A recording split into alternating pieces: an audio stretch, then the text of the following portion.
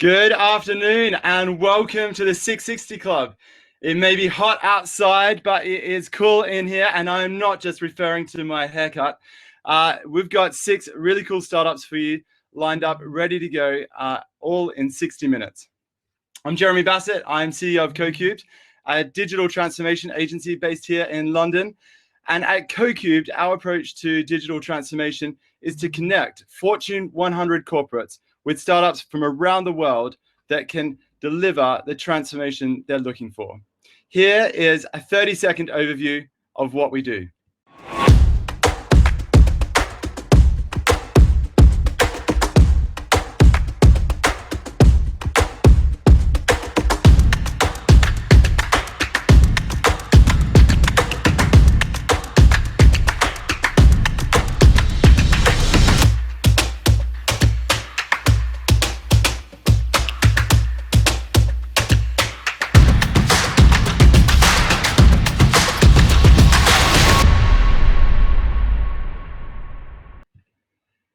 Well, in May, we kicked off 660 by looking at how we can help companies adjust to the new normal.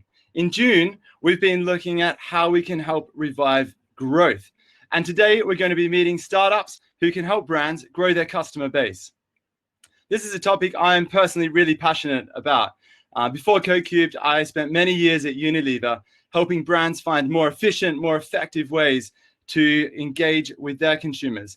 And what we realized really quickly was that innovation was not happening within our 4 walls or even within the 4 walls of our traditional agencies. It was coming from the startups and scale-ups from around the world, and we needed to tap into them. That's why at CoCubed, we track over 14,500 marketing and ad tech startups, and we help brands connect with them. If you're inspired by today or interested in how startups could potentially help you, then we'd love to engage with you on that journey as well and help find innovative startups that can help you connect with your consumers more efficiently and more effectively. So let's get this show on the road. Here is how the next 50 minutes are going to work. You're going to hear practical pitches from 6 startups with solutions that can help you grow your customer base. After that, we'll have a chance for you to join a breakout session where you'll be able to ask questions, pick their brains, and meet other club members. Use the chat bar there on the right. Say hello, make comments, ask questions. We'd love to know your thoughts as we go through that. But before we do any of that, what we're going to be doing is kicking off with our amazing keynote speaker. When it comes to growth hacking, Howard Kingston has been there and done that. He has been in the startup world. He's been VP of marketing, and now he helps some of the world's biggest brands as a coach. Howard, welcome to 660.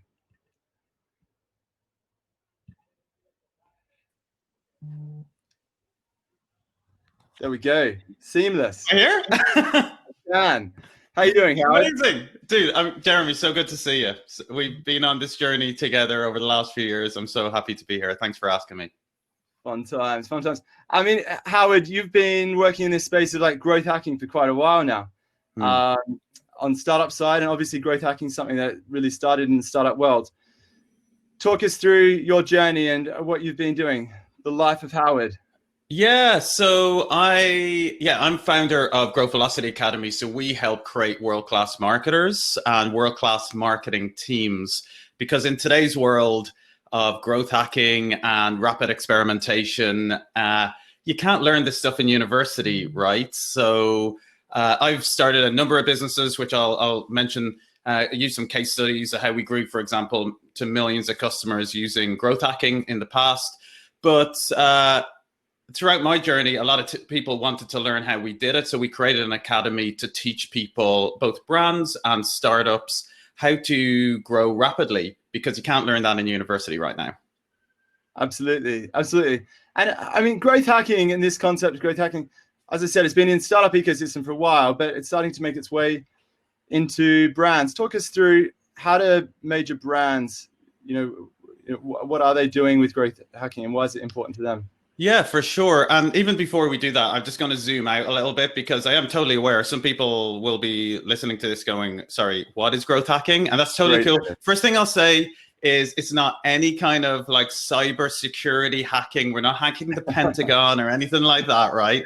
It's a new, disappointing to some people here. Yeah, it's a new form of marketing.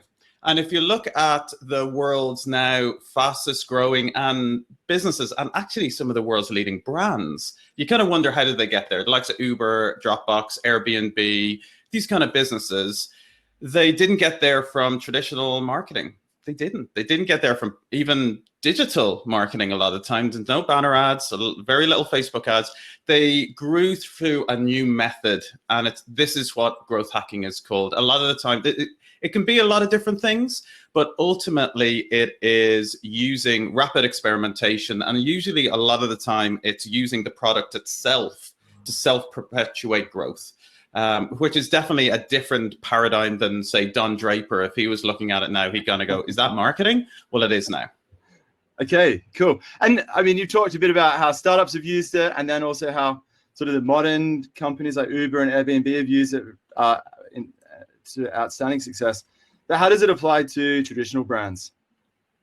Yeah, well, okay, so at its core, growth hacking is really looking at how businesses can use the latest tactics and strategies to grow fast, usually in unconventional ways. Now, I think brands of all sizes want to do that and want to achieve that. So we get a lot of top brands, anyone from, for example, L'Oreal or FIFA or these kind of brands coming to us, wanting to think not like an old school marketer, rather wanting to think of a new school marketer, which is, there's even a new job title for a modern marketer, and it is called a head of growth or a growth marketer. And if you look at likes of Facebook, likes of Google, which, are the world's biggest brands now, they hardly have a marketing team. Their team members are called heads of growth and growth marketers.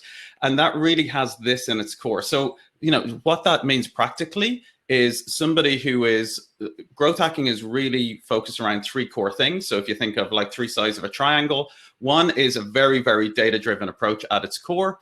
The second is creativity, because it should be about coming up with like new ideas that are a little bit outside the box. And then the third are using the latest tools which are out there at the moment, which are constantly coming online. And this is a whole new kind of paradigm. And that's why brands should be taking advantage of it, because ultimately they'll get their results faster and at a lower cost if they do. Amazing. I mean, it sounds like you've pretty much summarized every Cannes Lions talk that's happened in the last 5 years there around data, cool, creativity, and innovation. Is this happening? Like, where do you see it happening? Can you share some examples of traditional brands jumping in on this? Yeah, for sure.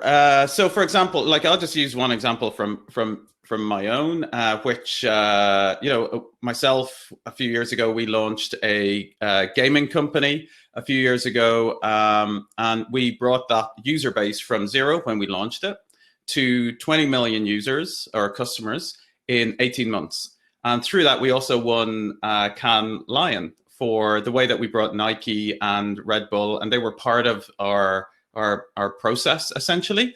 So really, when you're talking about like traditional brands that are using it, I really put it into two different buckets. The brands that are using it right now and they're starting to retrain their team to think in this way, or brands that are getting left behind.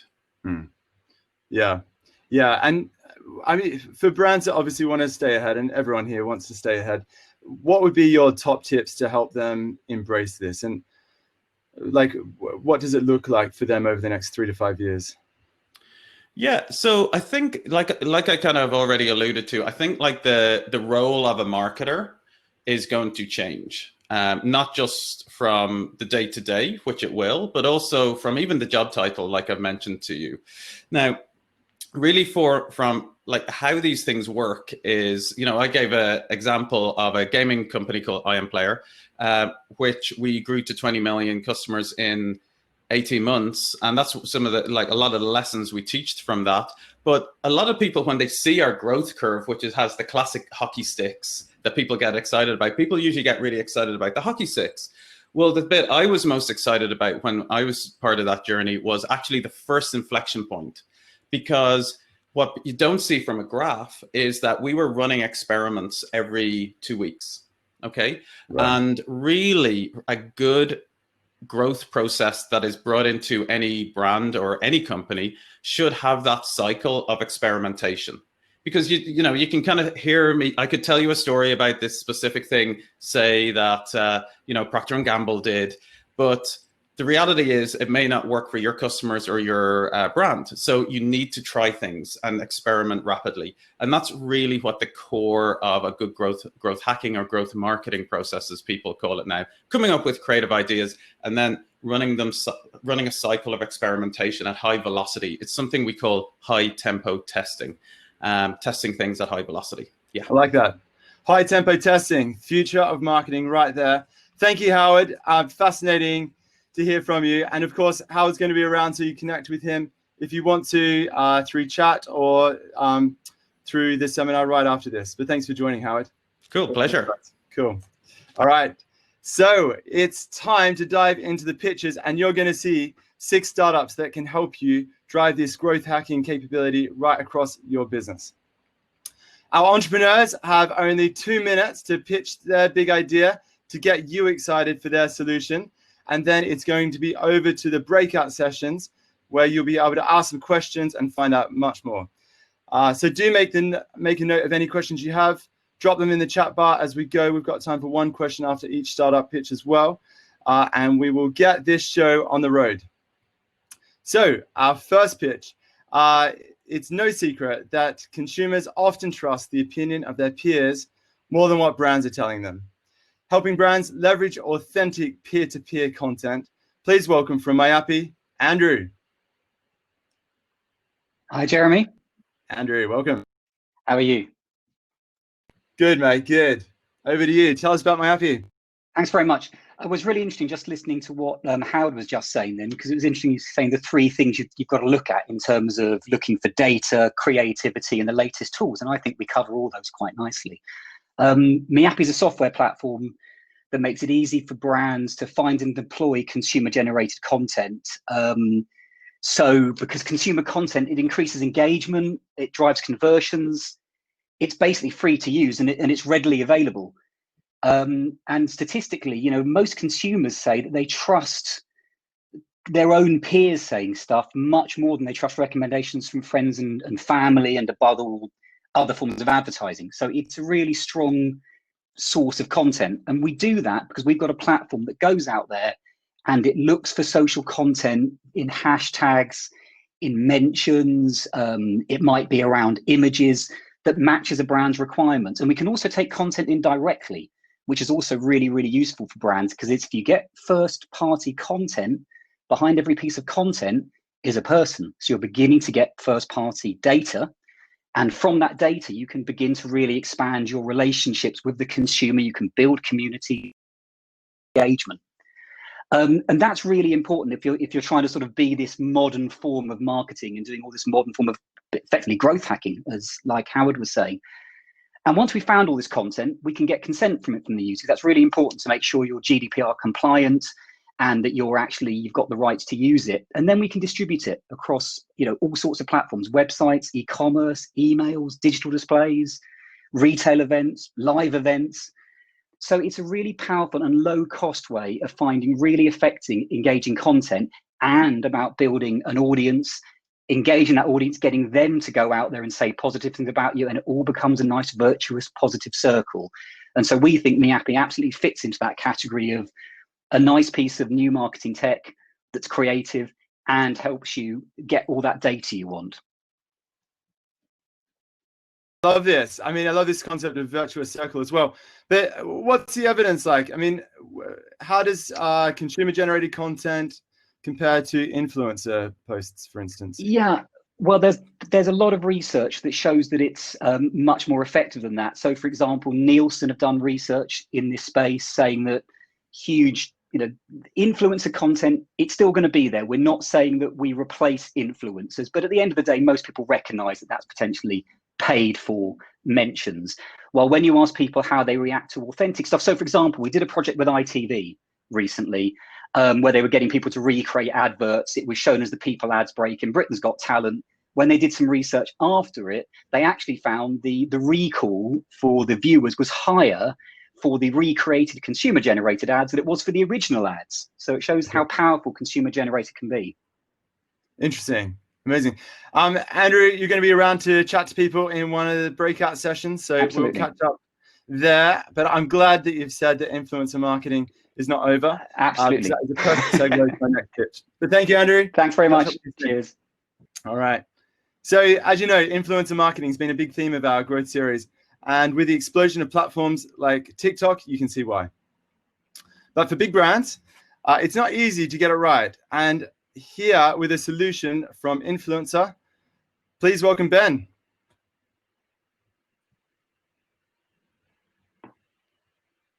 Hello, Jeremy. Can you hear me? Oh, sorry. Yeah, go for it, sir. How are you? Thank you. I did the wrong introduction. My goodness. I'm so sorry. From Cognizant. No problem. Go for it, Thank you for the introduction, Jeremy. Hi all, I'm Saif. I'm one of the business development managers here at Cognizant. So at Cognizant, we are a European-based and focused business-to-business contact data provider with a dynamic data asset of 400 million business-to-business profiles. Now, we work with businesses across multiple sectors and a range of sizes. We currently work with high-growth startups and scale-ups such as Checkout and Launchboom, all the way through to larger enterprise companies such as Chevron. Now, as we do work with a range of businesses across multiple sectors, our clients will all have unique offerings and requirements for how they would like to scale their businesses. As a result of working with Cognizant, we've helped our clients save enormous amounts of time and increase the quality of data that businesses are using for their outreach. We've helped our clients bring on board businesses such as Debenhams, Bentley, and HSBC, to name a few. And a question that we're often asked is, where have we started from? Everyone wants to know, where Cognizant has come from. Well, we started in 2015. Our CEO, James Islay, had an idea to have a fully GDPR-compliant data asset containing direct email addresses, direct phone numbers, and multiple different data points that help sales and marketing teams accelerate the growth of their respective businesses. Across the last few years, we've grown to 150 employees, working with over 650 clients, and we recently just received our Series B funding, whilst opening 2 new offices alongside our London headquarters. And that's Cognizant. So yeah, I love it. I mean, a powerful tool there, especially for B2B marketers. You're curating a huge amount of data here. Can you talk about how that data is actually being used by your clients once it's been generated? Yeah, great question. So there's multiple different use cases how the data can be actioned. So for example, marketing teams that typically run email campaigns, it can be used to have high quality email addresses for their email campaigns. For inside sales teams, they want high quality email addresses, phone numbers, etc. for their outreach and for their SDR models. And beyond that, for even people that don't conduct any outreach and run LinkedIn ads, it's a really great way to use our data to increase the match rates on their LinkedIn ads. Beyond that, with larger enterprise companies, there's quite a lot of data that builds up over time. So many of our companies on board actually use us to refresh and enrich their existing data too. So it is completely dependent on the requirements of each individual client. Okay, fascinating. And lots to discuss there, CF. We're going to be talking about that more in the breakout session right after this. But thanks again for joining. We'll see you soon. Thanks for having me. Take care. All right.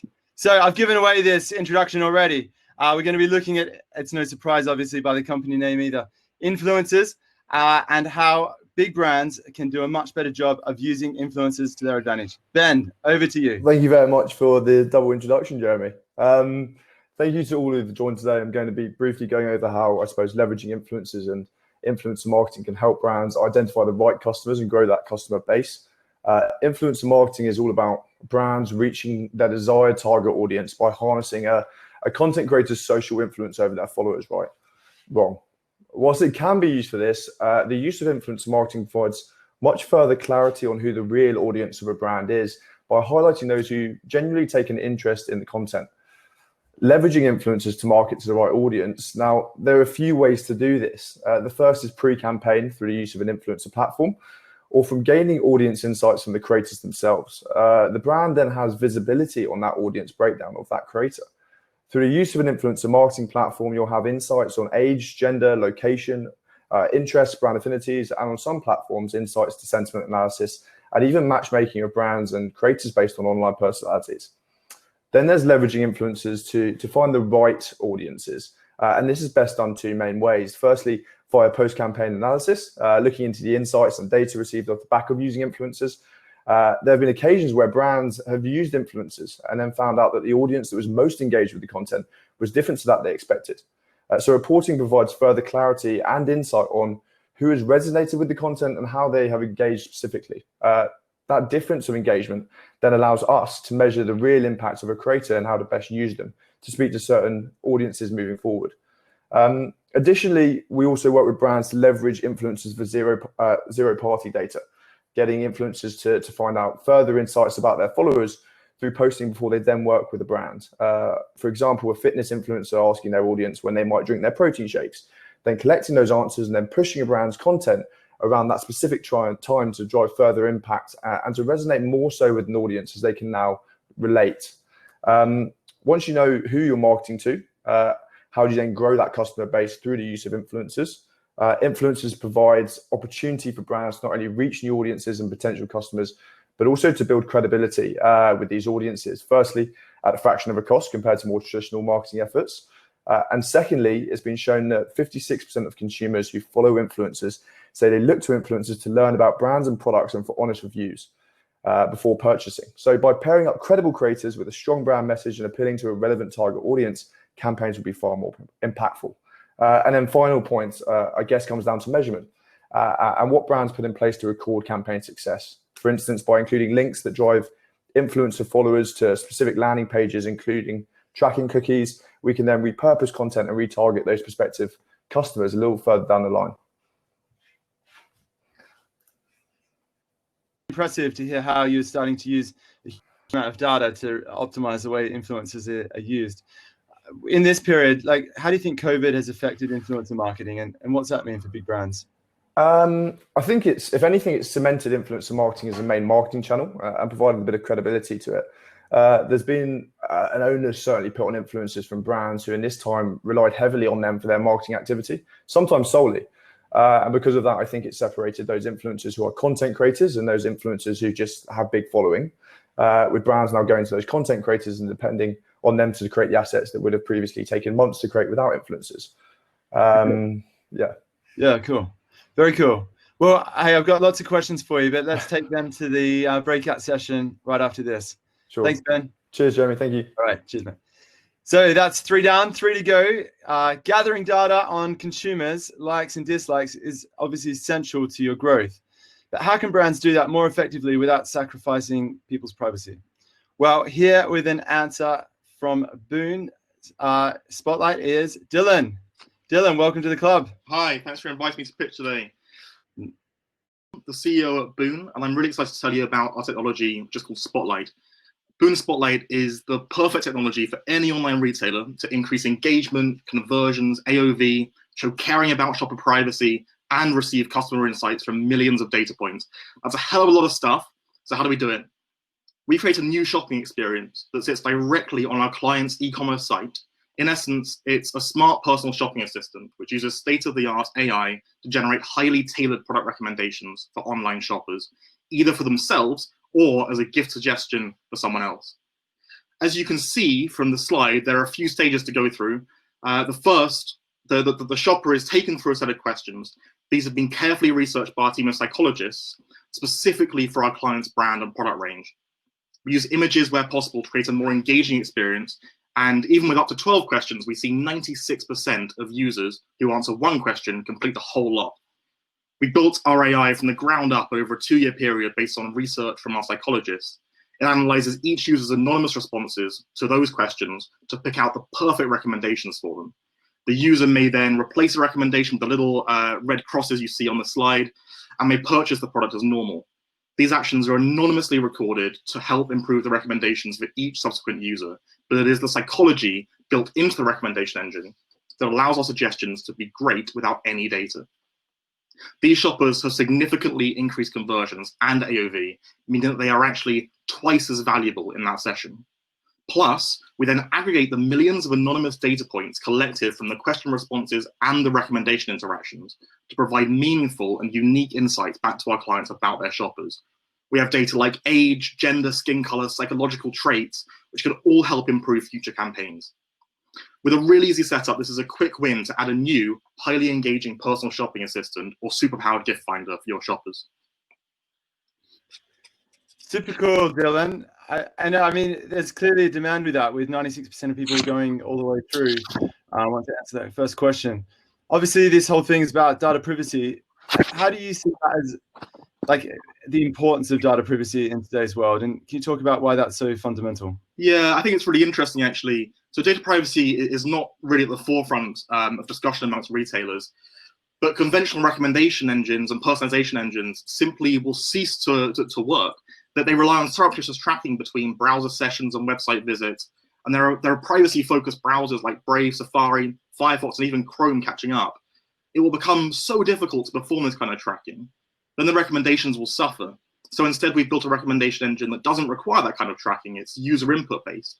Plus, as the general public awareness sort of increases about the value of their data, they want to see brands they trust showing that they've thought about it and are implementing new solutions to improve experience without sacrificing their privacy.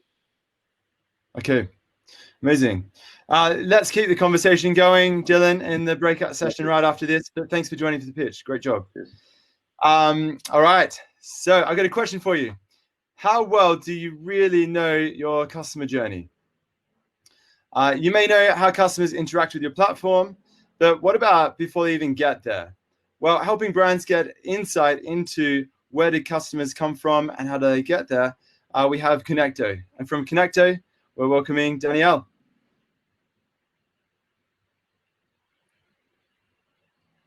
I think we're welcoming Danielle. Hi, everyone.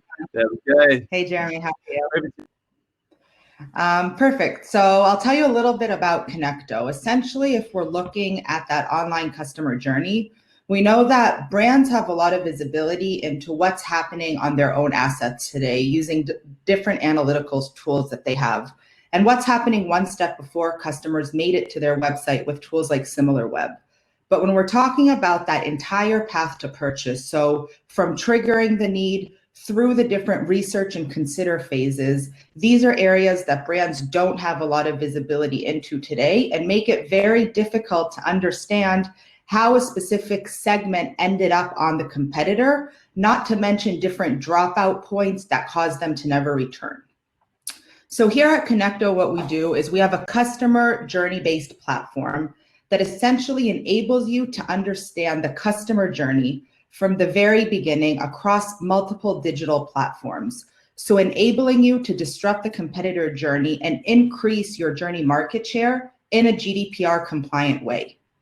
The way that we do this is that we've built a data community of hundreds of thousands of consumers around the world who have knowingly given us access to the multiple platforms they use on a daily basis. These platforms range from browser, social media, Fitbit, Google Home and Alexa, etc., as well as our recently integrated payment platform. So really having the ability not only to look what's happening online, but linking the offline to the online, in addition to social media accounts, etc. By synthesizing this data with over 20 million independent behaviors and using unique data science capabilities within specific use cases, reverse engineer the customer journey, providing you with access both into these initial stages of the customer journey and translating them into opportunities and tactical recommendations on how you can increase the top of the funnel at the beginning of the journey throughout each one of the different stages. And that's generally what we do here at Connecto. Happy to talk about it more at the individual booths. Brilliant. And obviously it's brilliant because you're on the SixSixty Club. You're working with a lot of big corporates already, like Coca-Cola, Mercedes, BAT. Tell us how they're using your product. Great. So I would say that the usage of our product is divided into 4 main pillars. The first is essentially the baseline of providing visibility into the customer journey. So really being able to give that visibility where they didn't have it before. The second is opportunity to disrupt competitors and increase the ROI of marketing and media investments. So by targeting consumers way before they've decided which competitor they want to engage with is much cheaper from a brand perspective than doing so one step before in the pre-purchase phase. The third is decreasing the time from intent to action. So essentially streamlining the digital process, both from a dropout perspective as well as from a competitor best practice analysis to understand what each brand needs to implement to enhance the journey. And the fourth is to increase brand awareness and intent. In general, by learning about these consumers, we have access to all of their data across all of their different platforms, giving you visibility into their hobbies, their day-to-day life, and knowing how to talk to them, target them, and message them at the right place at the right time. Okay, amazing. I've got some more questions for you, but again, we'll pick those up in the breakout session right after this. Thanks again for joining, and let's jump into our final pitch. So we're going to be meeting a startup who's changing the game when it comes to Google Shopping. If you're looking at how you can build your brand on Google Shopping, how you can increase market share there, then listen up. And a big welcome to Elliot from Biddnomic. Hi, Jeremy. Thank you for having me. Great stuff. Over to you, Elliot. Thank you. Elliot.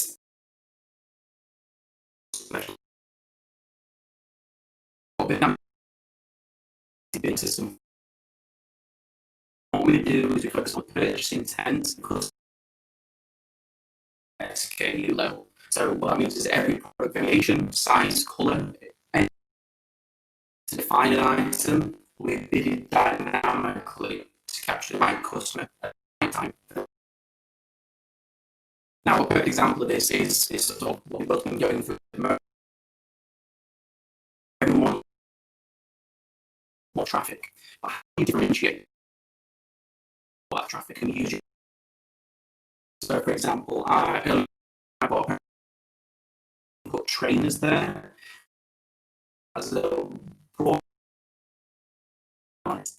If I put Adidas running trainers, we class that as a consideration term. So we would be intent to purchase. If I put the exact code in there for Adidas like Racer, RBN shoes, size 10. Very aggressively because there is that high intent to purchase. By segmenting in this way, what we're able to do is effectively and where it makes sense to. So rather than having minimal conversions on a lot of traffic, we'll have a lot of conversions on minimal traffic. Customer is the same. So it's important that you treat your advertising in the same way. And what you're able to do from that is build and grow your customer base at a scalable rate. I mean, we built the system for ourselves in the first instance back in 2018 for a print-on-demand service where it had 420 million SKUs in 50 different territories. Nearly 3 years later, we're working with clients from the US all the way through to New Zealand, from startups to globally renowned brands. The key is machine learning, but human thinking.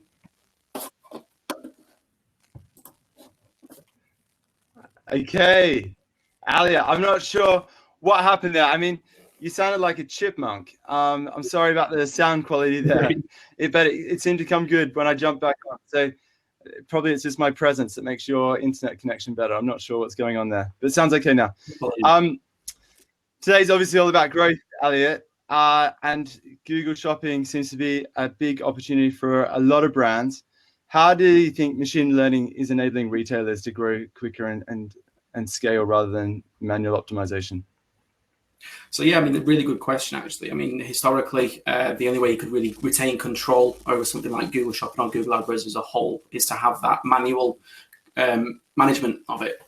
But what we're able to do is by breaking it down to that individual SKU level, that granular level, we can get a large amount of data. And echoing what Howard said earlier about high tempo testing, we do that high frequency bid management across the entire catalog. So we gather a lot of data, use machine learning to crunch the numbers, identify the opportunities available in any particular retailer's catalog. Okay, interesting. We're going to be chatting in a minute in the breakout session. So we'll see you there and we'll carry on the conversation and we'll make sure we get a good connection for you in the breakout session as well if people want to drill down on those questions. But thank you, Elliot. All right, Cheers. so a massive thank you to all 6 startups for some fantastic pitches there and a good insight into big opportunities for you to grow your brand and grow your customer base. There's an opportunity now to ask questions in the breakout session in just a minute. But first, I'll give you a little bit of a taste of what's coming up as we head into the new month. A new month means a new series, and what a corker we have in store for you. Every Thursday in July, we're going to be handing SixSixty over to big brands where they're going to post their challenge, and then we'll be hearing 6 startups pitch their big solution to those specific brand challenges. We're kicking off the series next week with Capita, who are looking at ways to supercharge their online engagement through e-commerce.